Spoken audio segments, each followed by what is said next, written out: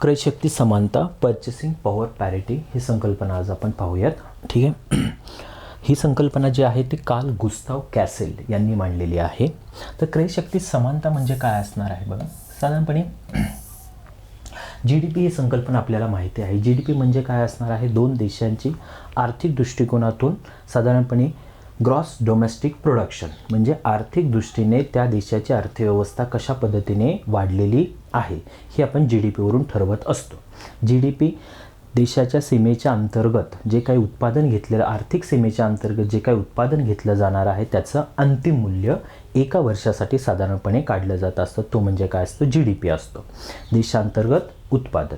आता हा जे काही GDP काढला जात असतो तो जर विनिमय दरानुसार काढलेला असेल, विनिमय दर म्हणजेच काय बाबा, डॉलरमध्ये जर सांगायचं असेल तर 1 रुपयाबरोबर किती डॉलर असणार आहेत, तर याचा जो विनिमय दर आहे त्या विनिमय दरानुसार GDP मांडला जाणार आहे. त्याला नॉमिनल GDP या पद्धतीने बोललं जात असतं, बरोबर. पण काय होत असतं की हा विनिमय दर जो आहे तो विनिमय दर कमी जास्त होत असतो. त्यामुळे एक्झॅक्टली एखाद्या अर्थव्यवस्थेचा आपल्याला माहिती घेणं शक्य होत नाही किंवा त्या अर्थव्यवस्था कशा पद्धतीने वृद्धी करत आहे हे ठरवणं थोडंसं अडचणीचं येऊ शकतं. तर याच्यावरती उपाय म्हणून कार्ल गुस्ताव कॅसेल यांनी ही संकल्पना विकसित केलेली आहे, क्रयशक्ती समानता, purchasing power parity. Purchasing power म्हणजेच काय असणार आहे, खरेदी क्षमता असंही म्हणू शकता तुम्ही, खरेदी क्षमता. की त्या खरेदी क्षमतेवरून ठरवलं जाणार आहे की त्या देशाची अर्थव्यवस्था कशा पद्धतीने आहे, बरोबर.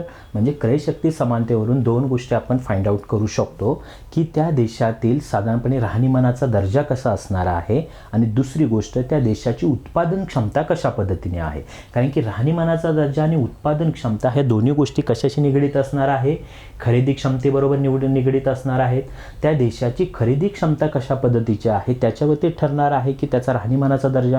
जर राहणीमान खरेदी क्षमता त्याची जर का उत्तम असेल किंवा खरेदी क्षमता जास्त असेल तर नक्कीच राहणीमानाचा दर्जा काय होणार आहे, त्या अर्थव्यवस्थेमध्ये लोकांचा चांगला असणार आहे.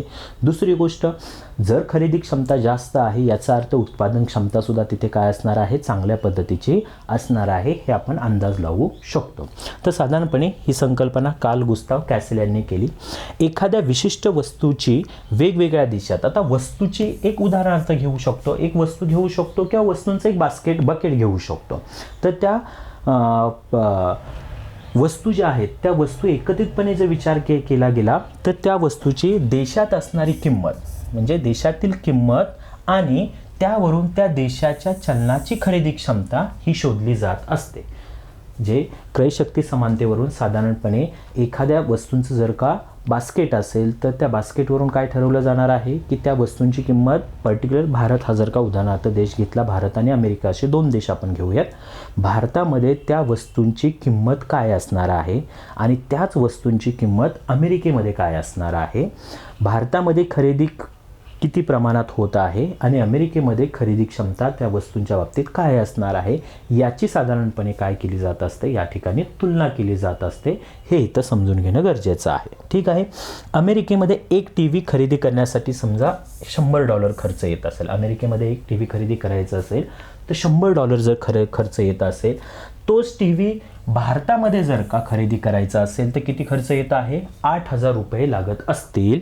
तर येथे खरेदी क्षमतेनुसार दोन चलनाचा विनिमय दर काय असणार आहे रे, $100 बरोबर ₹8,000, बरोबर. म्हणजे TV ही सेम वस्तू आहे, एक सारखीच वस्तू अमेरिकेमध्ये खरेदी करायचं बोललं तर $100 खर्च करावे लागत आहेत तिथे आणि भारतामध्ये ₹8,000 खर्च करावे लागत. म्हणजे खरेदी क्षमतेनुसार या दोघांची तुलना, या दोन चलनांची तुलना जर करायचं बोललं तर काय होणार आहे, $100 बरोबर ₹8,000 हे आपल्याला दर मिळतो आहे, बरोबर. म्हणजेच $1 बरोबर काय असणार आहे, ₹80 असणार आहे, हे इथे समजून घेऊ शकतो. खाली आहे विनिमय दर आणि खरेदी क्षमता दर, यामध्ये फरक आहे. विनिमय दर म्हणजेच खरेदी क्षमता दर असणार नाहीये. विनिमय दर जो असणार आहे बाबा, आपण म्हणत असतो की बाबा हा $1 बरोबर ₹80 आहे विनिमय दर, बरोबर. तर हा विनिमय दर जो आहे तो मागणी पुरवठ्यानुसार ठरत असतो. देशाचे जे एखादं चलन देशाचं आंतरराष्ट्रीय मार्केटमध्ये कशा पद्धतीने अवेलेबल आहे किंवा त्या चलनाला कशी मागणी आहे याच्यावरून त्या देशाचं मूल्य, त्या देशाची देशाच्या करन्सीचं मूल्य ठरत असतं. अमेरिकेच्या डॉलरला मागणी मोठ्या प्रमाणात आहे, त्यामुळे अमेरिकन डॉलरचं मूल्य जे आहे ते जास्त आहे. मूल्य जास्त असल्यामुळे जे स्थानिक करन्सी किंवा जे काही अल्पविकसित विकसनशील देशांच्या करन्सी आहेत यांच्याशी जर विनिमय दर करायचं बोललं तर डॉलरचं मूल्य जास्त असल्यामुळे डॉलर जे आहेत ते कमी मिळत असतात कंपॅरेटिव्हली इतर अल्पविकसित विकसनशील देशांच्या करन्सीच्या तुलनेमध्ये जर का विचार केला तर इथे हे लक्षात घेणं गरजेचं आहे की विनिमय दर जो आहे तो मागणी पुरवठ्यानुसार ठरत असतो. खरेदी क्षमता दर म्हणजेच खरेदीची क्षमता काय आहे त्या अर्थव्यवस्थेमध्ये याच्यावरून ठरत असतो, तो खरेदी क्षमता दर ठरत असतो. तर साधारणपणे आपली क्रय शक्ती समानता कशा पद्धतीने खरेदी क्षमता दर आणि विनिमय दर याच्यामध्ये काय फरक आहे हे आपण समजून घेऊयात. तर साधारणपणे आपण त्यासाठी उदाहरणार्थ देश घेऊयात. समजा एक भारत आहे, चीन आहे आणि अमेरिका आहे. हे 3 देश आहेत, बरोबर. तर साधारणपणे जर विनिमय दर याचा बघितला तर अमेरिकन डॉलर बरोबरच विनिमय दर ठरवला जाणार आहे, बरोबर. विनिमय दर हा साधारणपणे डॉलर हा मजबूत स्थितीमध्ये आहे, हार्ड करन्सी आहे, त्यामुळे $1 बरोबर समजा विनिमय दर आहे 10 युआन. चीनची जी युआन करन्सी आहे त्या करन्सीमध्ये जर विचार केला तर $1 बरोबर काय आहे 10 युआन ही काय आहे विनिमय दर असणार आहे. आणि तोच जर का डॉलरशी जर का तुलना केली अमेरिका, मी इकडे घेतो भारत,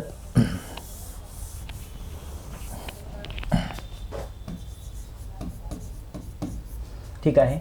$1 बरोबर काय असणार आहे समजा 50 रुपये असेल. म्हणजे $1 घेण्यासाठी विनिमय दरानुसार 50 रुपये एवढे द्यावे लागत असतील. तर हा साधारणपणे काय आहे विनिमय दर.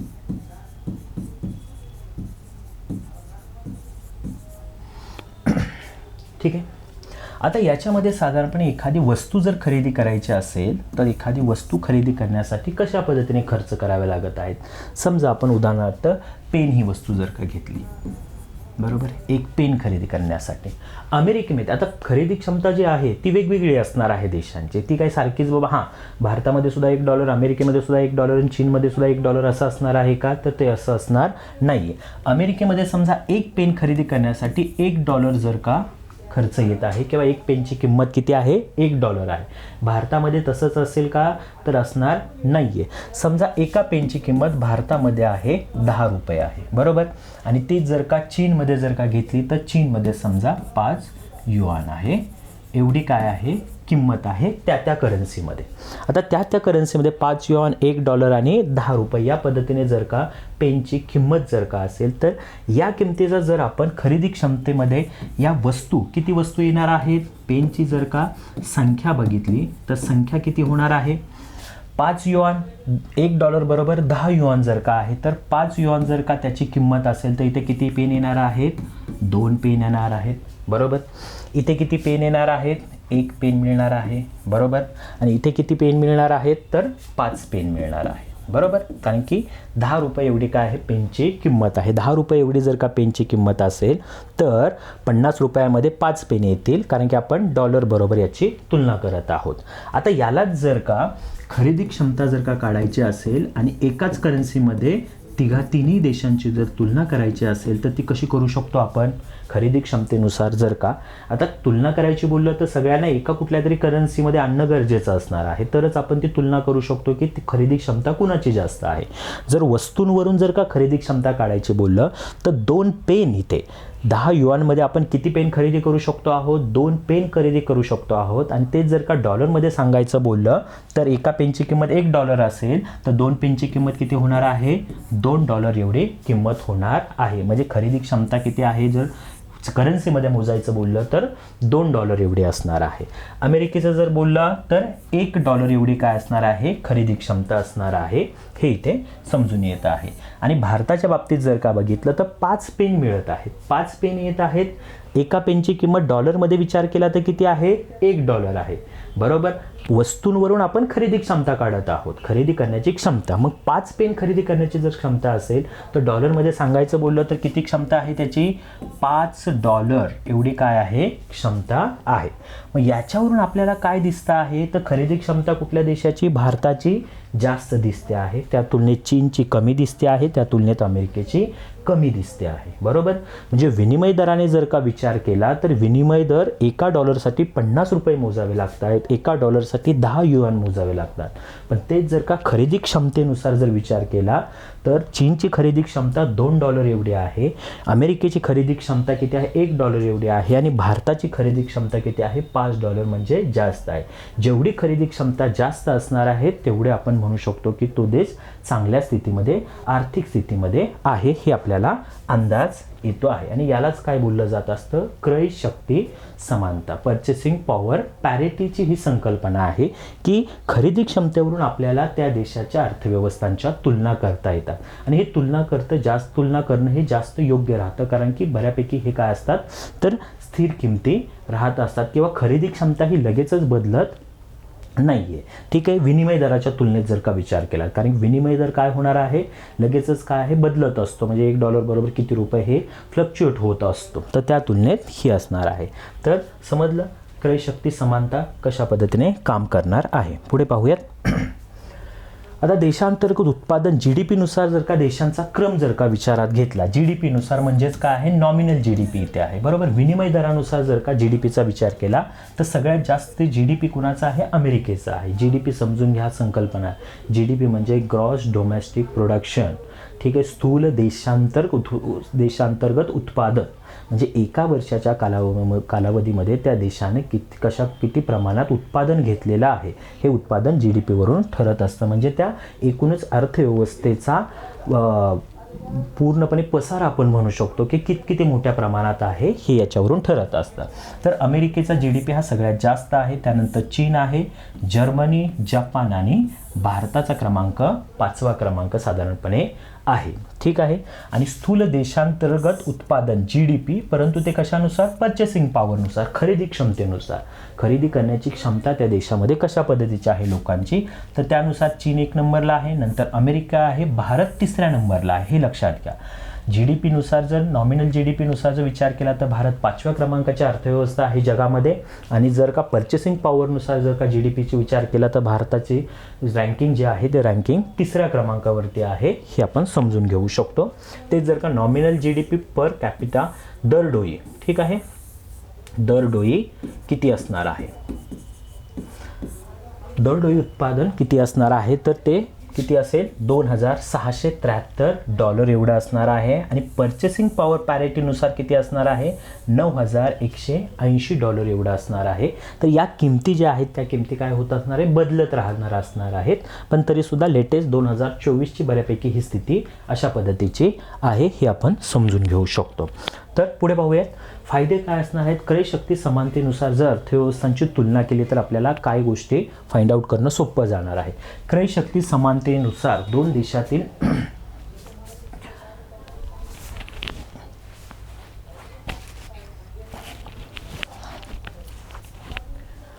क्रय शक्ती समानतेनुसार दोन देशातील राहणीमान खर्चाची तुलना करता येते. बरोबर आहे. राहणीमान खर्च कशा पद्धतीने तिथे आहे, म्हणजे स्टँडर्ड ऑफ लिव्हिंग जे आहे ते तिथे चांगलं सुधारलेलं आहे का, लोकांच्याकडे चांगल्या पद्धतीने पैसा येत आहे का, लोक चांगले कशा पद्धतीने खर्च करत आहेत वेगवेगळ्या वस्तूंवरती, याचा अंदाज बांधणं क्रय शक्ती समानतेमुळे शक्य होत असतं. दोन देशातील GDPची वास्तव तुलना करता येत असते. बरोबर. वास्तव तुलना त्या GDP मधील त्या देशातील लोकांची खरेदी क्षमता खरंच वाढलेली आहे का नाही आहे, चांगल्या स्थितीमध्ये आहे का नाही आहे, खरेदी क्षमतेवरून तुलना होत असल्यामुळे GDP जो आहे तो वास्तव कळत असतो. म्हणजे त्याच्यामध्ये नॉमिनल GDPच्या बाबतीत किंवा इतर GDPच्या बाबतीत आपण बघत असतो की एक अडचण काय येत असते तर महागाईची अडचण येत असते. वस्तूच्या किमती जर का अचानकपणे वाढलेल्या असतील तर त्या महागाईमुळे सुद्धा वाढलेल्या असू शकतात. आणि किमती जर अचानक वाढलेल्या असतील महागाईमुळे तर GDP काय दिसणार आहे? मोठा दिसणार आहे, कारण की प्रोडक्शन जास्त वाटणार आहे की मोठ्या प्रमाणात प्रोडक्शन झालेलं असणार आहे का. पण ते तसं असतं का? तर असं नाही आहे. परंतु जर का क्रयशक्ती समानतेनुसार खरेदी क्षमतेवरून जर का ठरवायचं बोललं तर जास्त वास्तव वास्तव GDP आपल्याला समजणार आहे. नंतर लोकांची खर्च करण्याची क्षमता, याच्यावरून हे समजणार आहे लोकांची खर्च करण्याची क्षमता किती आहे, कशा पद्धतीने आहे याचा एक अंदाज येणार आहे.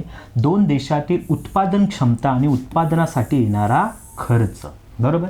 कारण की ज्या पद्धतीने उत्पादनावरती खर्च येणार आहे त्यानुसारच वस्तूंच्या किमती ठरणार आहेत आणि वस्तूंच्या किमती ठरणार आहेत त्याच्यावर खरेदी क्षमता ठरत असते, बरोबर. म्हणजे यात गोष्टी काय आहेत एकमेकांवरती अवलंबून असणार आहेत. म्हणजे खरेदी क्षमतेनुसार जर का काही गोष्टी ठरवायच्या बोललं तर त्याच वेळी आपल्याला काय समजणार आहे, उत्पादनासाठी येणारा खर्च त्या देशामध्ये कसा असेल आणि उत्पादन क्षमता त्या देशाची कशी असणार आहे.